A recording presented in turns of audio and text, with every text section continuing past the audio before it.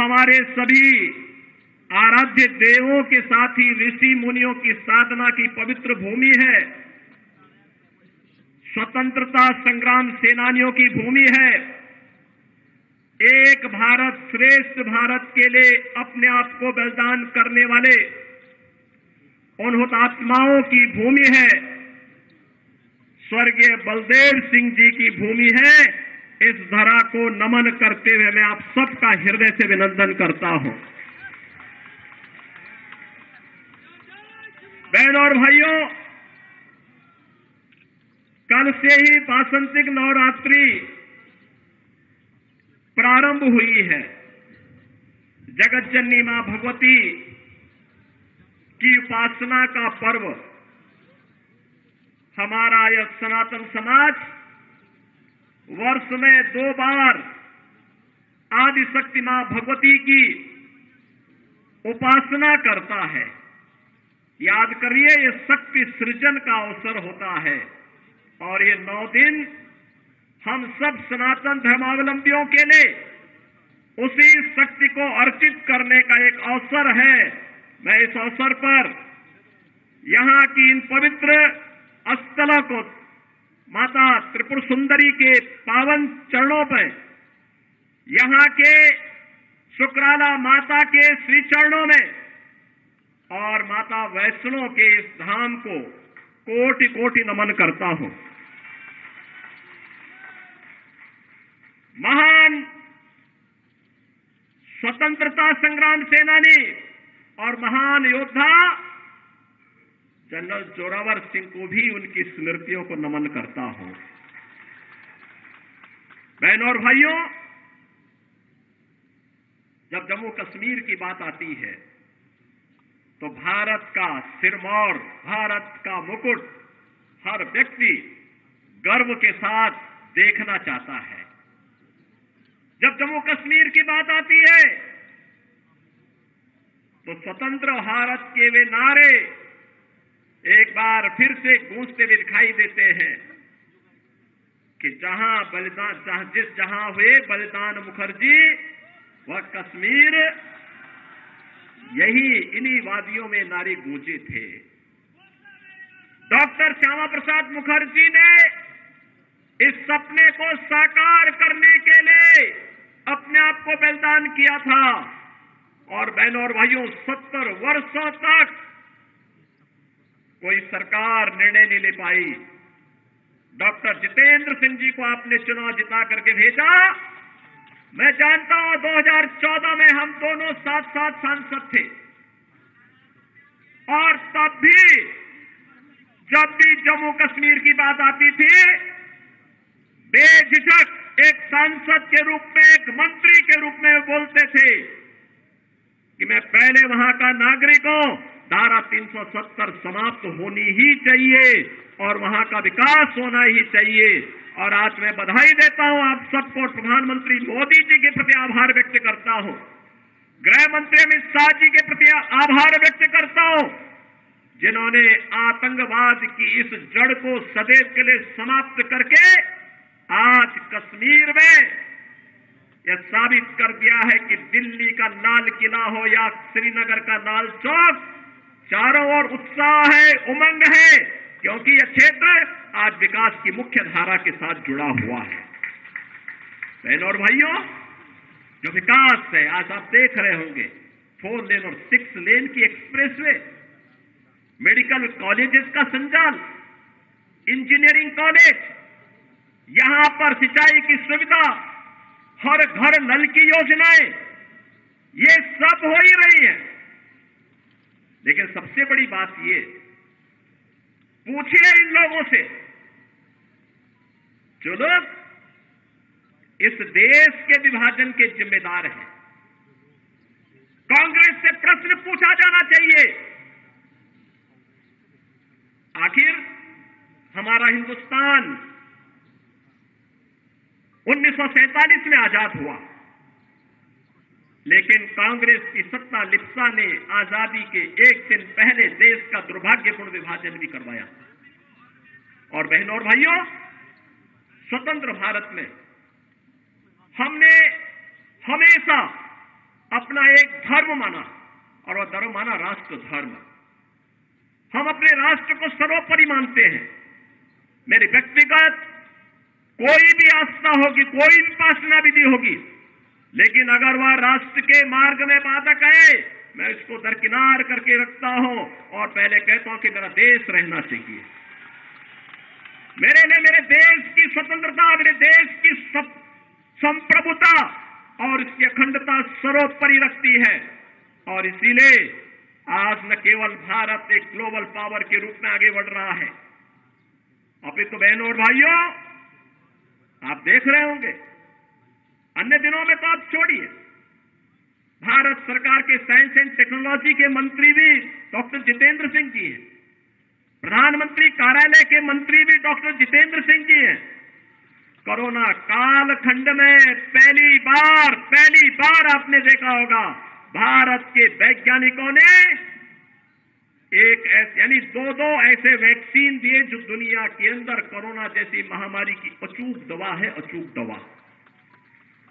आपने देखा होगा, सबसे प्रभावी वैक्सीन भारत ने दी। फ्री में वैक्सीन, फ्री में उपचार, फ्री में टेस्ट 140 करोड़ भारतवासियों को भारत की सरकार ने प्रधानमंत्री मोदी जी के नेतृत्व में प्रदान किया।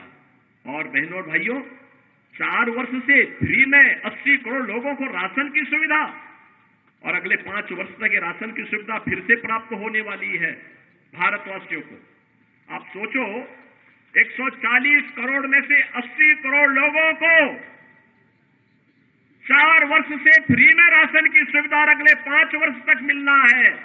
और दूसरी तरफ 1947 में भारत से अलग हुआ पाकिस्तान भीख का कटोरा लेकर के दुनिया के अंदर भीख मांगता हुआ दिखाई दे रहा है।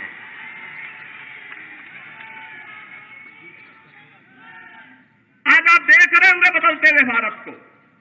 ये जो नया भारत है, बहनों और भाइयों, इस नए भारत को आज आप देख रहे होंगे, एक भारत श्रेष्ठ भारत।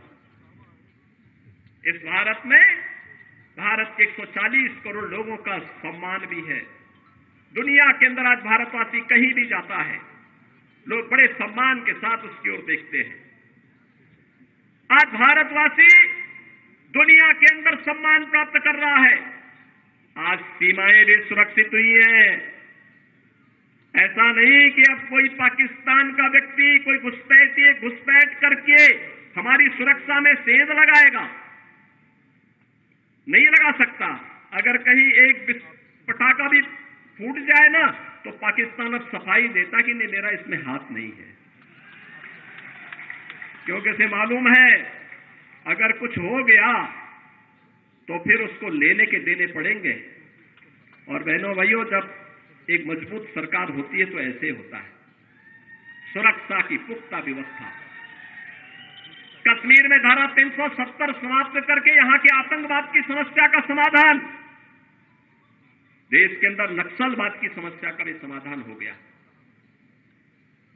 सुरक्षा की बेहतर स्थिति है। इंफ्रास्ट्रक्चर, अत्याधुनिक इंफ्रास्ट्रक्चर आप देख रहे होंगे, कई highway, railway, metro, rapid rail, IIT, IIM, medical college, AIIMS जैसी सौगात आज देश को प्राप्त हो रही है। साइंस एंड टेक्नोलॉजी के नए नए केंद्र बन रहे हैं, अत्याधुनिक इंफ्रास्ट्रक्चर विकसित हो रहा है, बेहतरीन माहौल में भारत आगे की ओर बढ़ रहा है। और यही नहीं, इन सब स्थितियों को ध्यान में रखने के साथ ही गरीब कल्याणकारी योजनाओं की कोई सानी नहीं। आप देखते होंगे, न केवल जम्मू कश्मीर में, पूरे भारत के अंदर भी आप देखते होंगे 80 करोड़ लोग फ्री में राशन की सुविधा का लाभ प्राप्त कर रहे हैं। 60 करोड़ लोग आयुष्मान भारत में 5 लाख रुपए की स्वास्थ्य बीमा का कवर प्राप्त कर रहे हैं। 50 करोड़ लोगों को जनधन के अकाउंट खोले गए। 12 करोड़ अन्नदाता किसान प्रधानमंत्री किसान सम्मान निधि का लाभ प्राप्त कर रहा है। 12 करोड़ गरीबों के घर में शौचालय बने हैं। 10 करोड़ परिवारों को फ्री में उज्ज्वला योजना के सिलेंडर के कनेक्शन प्राप्त हुए हैं। बहनों और भाइयों, 4 करोड़ गरीबों के लिए प्रधानमंत्री आवास योजना भी बने हैं और 2.5 करोड़ घरों तक पहली बार बिजली पहुंचाने का काम भी हुआ है। इस प्रकार के अनगिनत गरीब कल्याणकारी योजनाओं का लाभ आज पिछले 10 वर्ष में उस कैबिनेट ने और उस सरकार ने किए हैं जिसका नेतृत्व मोदी जी कर रहे हैं, और आपके सांसद उस सरकार के अभिन्न हिस्से हैं। डॉक्टर जितेंद्र सिंह जी उस सरकार के हिस्से हैं। वह सरकार आज गरीब कल्याण का कार्य भी कर रही है। और तो और कितना परिवर्तन आया है। इससे पहले लोग अपने आप को हिंदू बोलने में भी संकोच करते थे। और बहनों और भाइयों, अयोध्या का नाम लेने पे तो लोग डरते थे।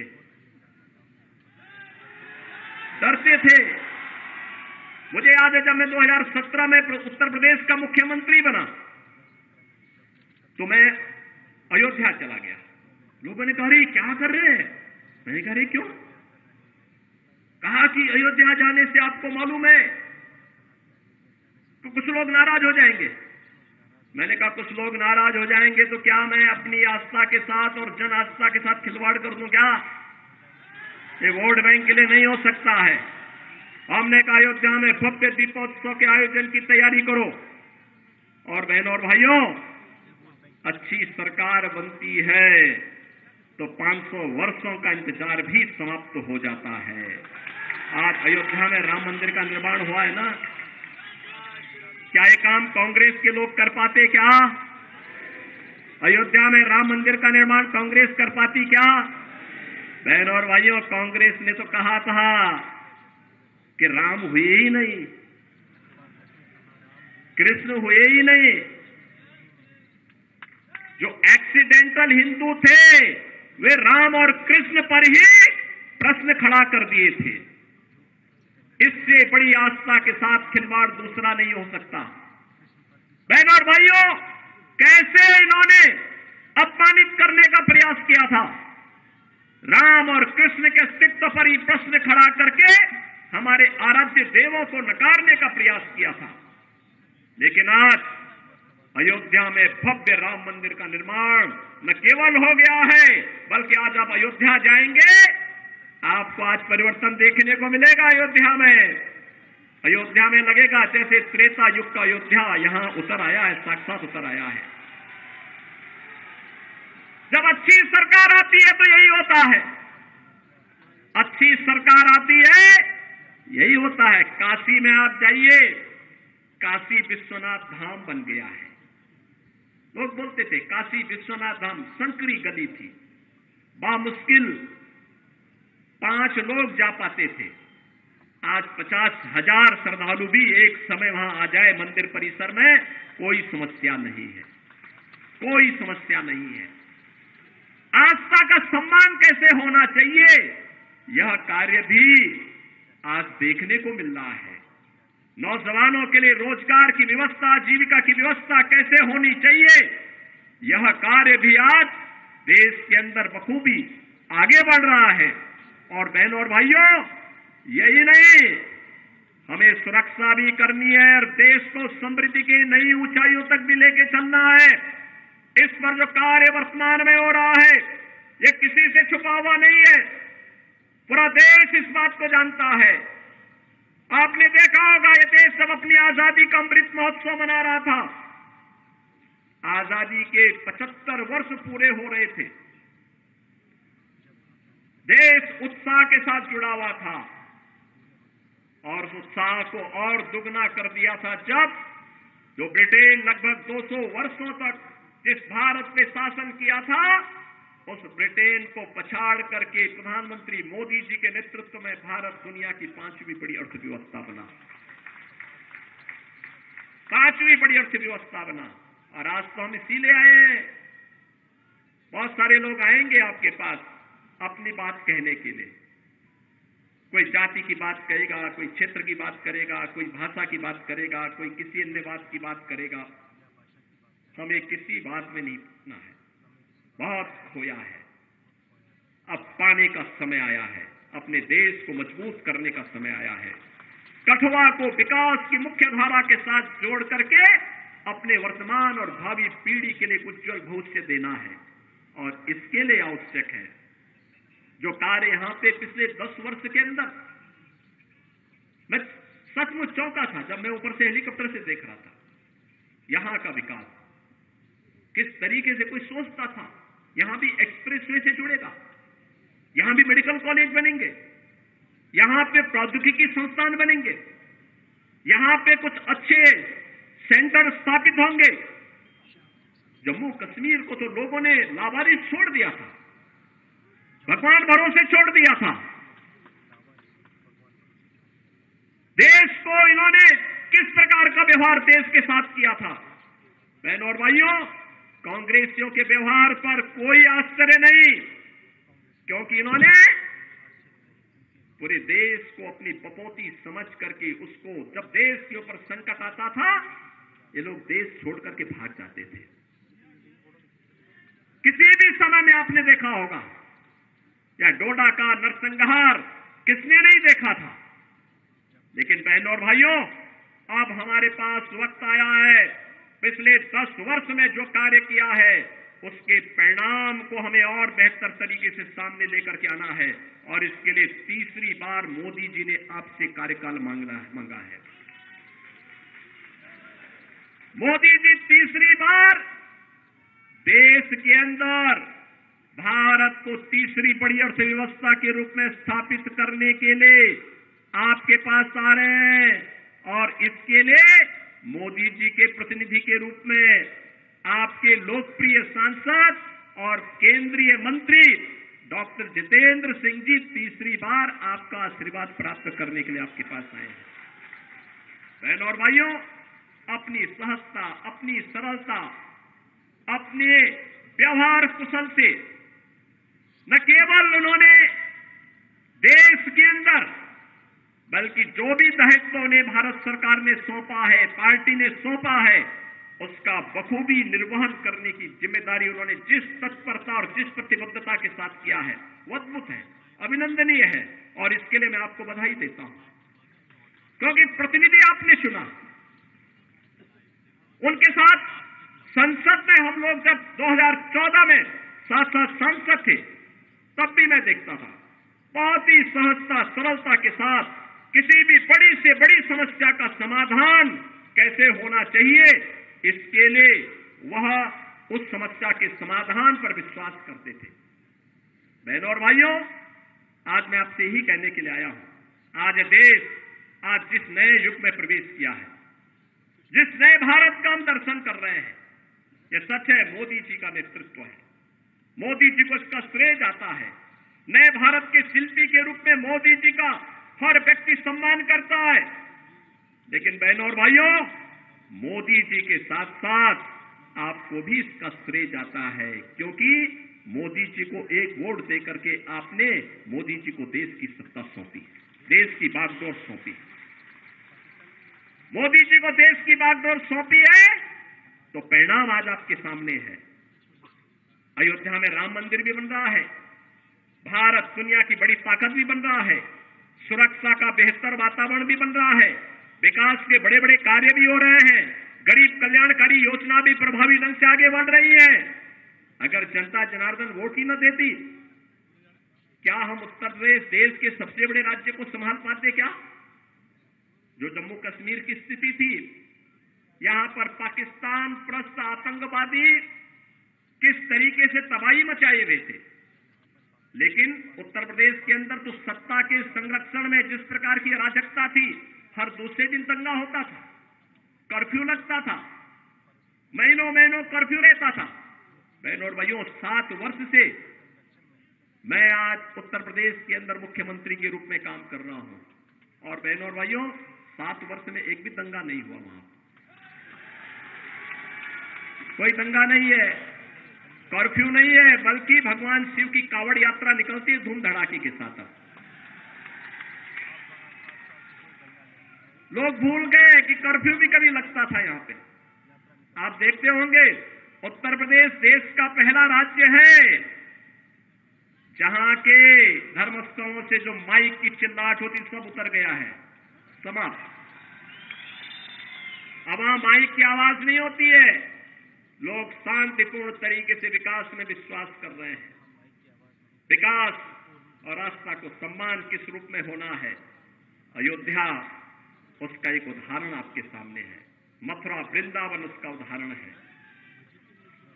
और बहनों और भाइयों, मैं तो आज अपने कठुआ के बहनों और भाइयों से ही कहूंगा, आपके यहां प्रथम चरण में चुनाव है। चुनाव के बाद पदाधिकारी अन्य क्षेत्रों में प्रचार के लिए जाएंगे, देश के अन्य क्षेत्रों में भी जाएंगे, लेकिन आप लोगों को फिर अयोध्या के दर्शन के कार्यक्रम जरूर बनाने चाहिए। बनाइए, हमें पहले से बता देना। आज अयोध्या में कोई समस्या नहीं है, कोई समस्या नहीं। जो पहले आज से 7 वर्ष पहले 10 वर्ष पहले अयोध्या गया होगा वो थोड़ा संकोच कर रहा होगा। अब अयोध्या बदल गई है। जैसे कठुआ में 6 लेन के एक्सप्रेस वे आ रही है ना, ऐसे अयोध्या के अंदर भी हम लोगों ने ऐसे एक्सप्रेस वे बना दी है।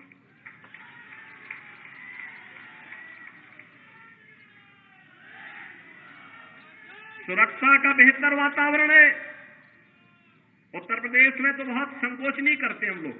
बहनों और भाइयों, कोई दंगा करता है तो हम उसको उल्टा टांगने का काम कर देते हैं, लटका देते हैं उसको और बोल देते हैं कि वे जाओ।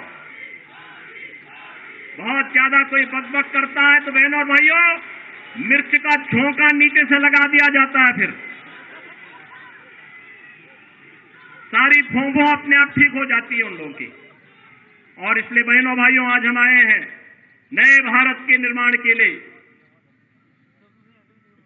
हमें प्रधानमंत्री मोदी जी को तीसरा कार्यकाल देना है और तीसरे कार्यकाल के लिए तीसरी बार डॉक्टर जितेंद्र सिंह जी को भारी बहुमत से विजयी बना के भेजना है। उधमपुर में फिर से तीसरी बार कमल खिलाना है। आप सब सहमत हैं ना? सभी लोग सहमत हैं? माताएं बहनें भी सब लोग अपना आशीर्वाद दीजिए। लोकतंत्र तो आपका है, लोकतंत्र के जनार्दन आप ही हैं और लोकतंत्र में तीसरी बार आपको उन्हें फिर से भारी बहुमत से विजयी बनाना है। और यह अवसर आपके लिए होगा कि उन्होंने 10 वर्ष में जिस निष्ठा के साथ काम किया है।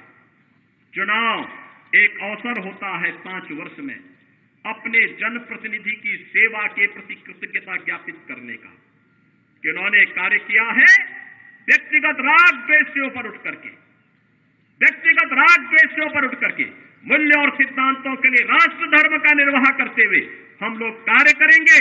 और इस दृष्टि से उन्होंने जिस निष्ठा के साथ काम किया, निसंदेह अभिनंदनीय है, स्वागत योग्य है। और इसलिए आज मुझे स्वयं उत्तर प्रदेश से यहां आना पड़ रहा है, आपके पास आना पड़ा, आपसे अपील करने के लिए आया हूं। मैं आप सबसे यही अपील करने के लिए आया हूं कि उन्होंने जिस मजबूती के साथ काम किया उसको ध्यान में रखते हुए भारी बहुमत से उन्हें विजयी बना करके एक बार फिर से यहां पर कमल के फूल को खिलाने की कार्रवाई आप फिर से करिए।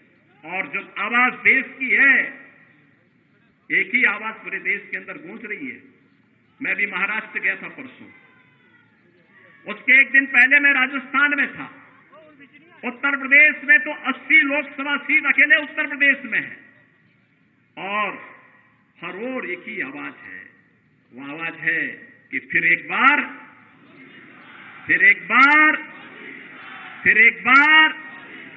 मोदी सरकार का, और अब की बार 400 पार। 400 पार के लिए सहमत है ना? देखो, डॉक्टर जितेंद्र सिंह जी चुनाव जीतेंगे, किसी को संदेह नहीं, लेकिन चुनाव में बढ़त इतनी होनी चाहिए कि उनको भी यहां की शेष परियोजनाओं के लिए उतनी ही ताकत मिल सके।